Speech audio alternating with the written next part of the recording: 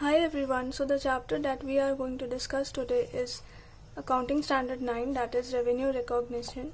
So this is study note number 12.4 of CMA Inter Financial Accounting paper number 5. So now let us first understand what exactly the meaning of revenue is.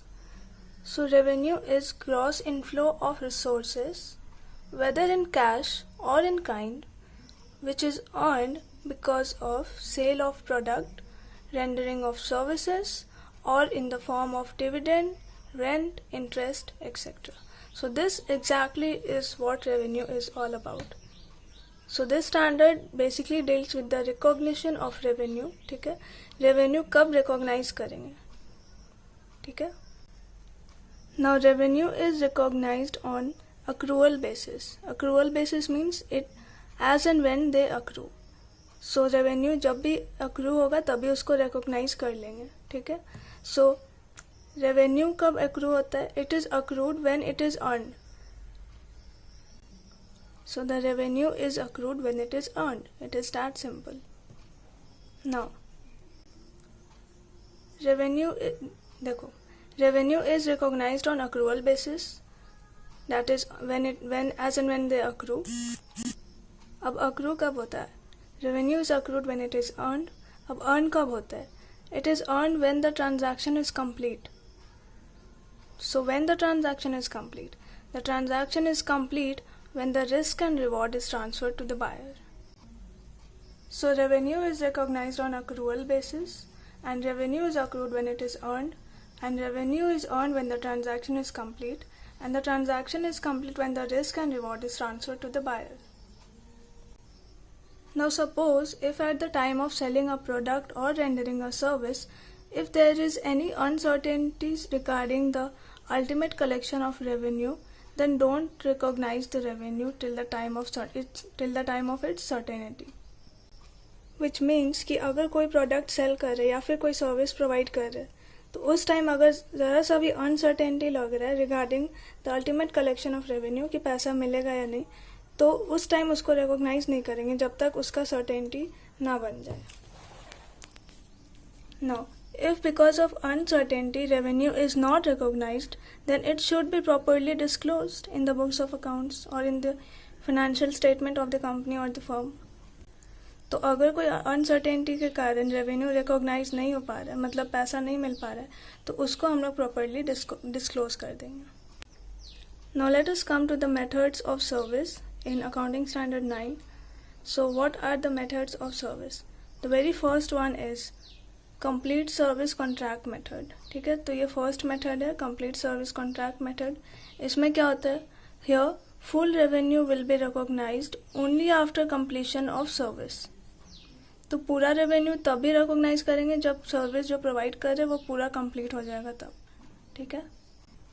For example in let's say any coaching institute you will be paying fees only after when your course is completed.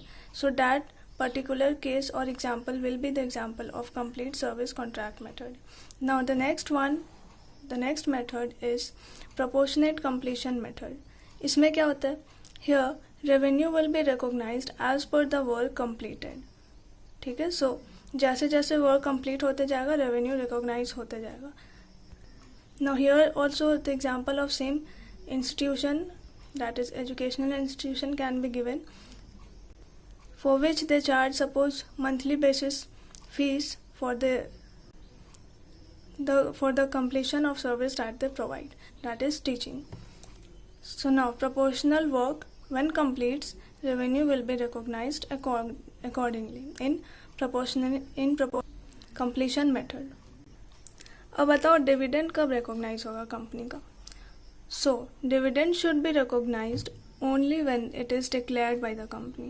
ऐसा थोड़ी कि declare किया नहीं, हम share ले लिए और हम अपना बुक्स ऑफ अकाउंट्स में रिकॉर्ड कर दिए. No, it should only be recognise only when the dividend is declared by the company. ठीक है, वो नोटिफिकेशन से डिक्लेयर कर देगा तभी हम उसको अपना बुक्स ऑफ अकाउंट्स में रिकॉर्ड करेंगे. Now revenue recognize from insurance company. हाँ, इंश्योरेंस कंपनी वाला रेवेन्यू अगर हमको मिलेगा तो वो कैसे रिकॉग्नाइज होगा?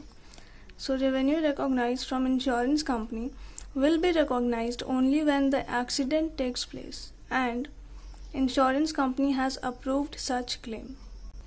देखो, कोई भी इंश्योरेंस कंपनी के लिए रेवेन्यू कब रिकॉग्नाइज होगा, ठीक है.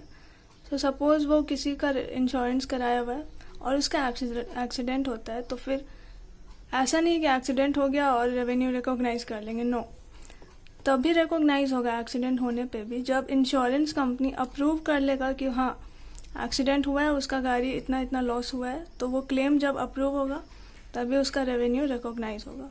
सो revenue is recognize from insurance company will be recognized only when the accident takes place and the insurance company has approved such claim. Now, revenue recognise करने के लिए एक इम्पॉर्टेंट फैक्टर ये होना चाहिए कि इनफ्लो होना चाहिए, ठीक है. ग्रॉस इनफ्लो ऑफ रिसोर्सेज होना चाहिए. रिसोर्सेज मतलब पैसा, ठीक है. तो ग्रॉस इनफ्लो होना ज़रूरी है.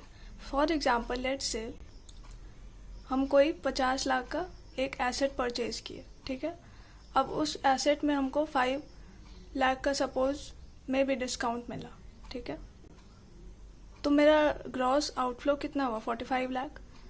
तो जो 5 लाख मेरा बचा पैसा, उसको ये नहीं बोल सकते कि वो इनफ्लो हो रहा है, तो वो रेवेन्यू में रिकॉग्नाइज नहीं हो सकता है, क्योंकि it is not the inflow, it is just the discount which he or she has given.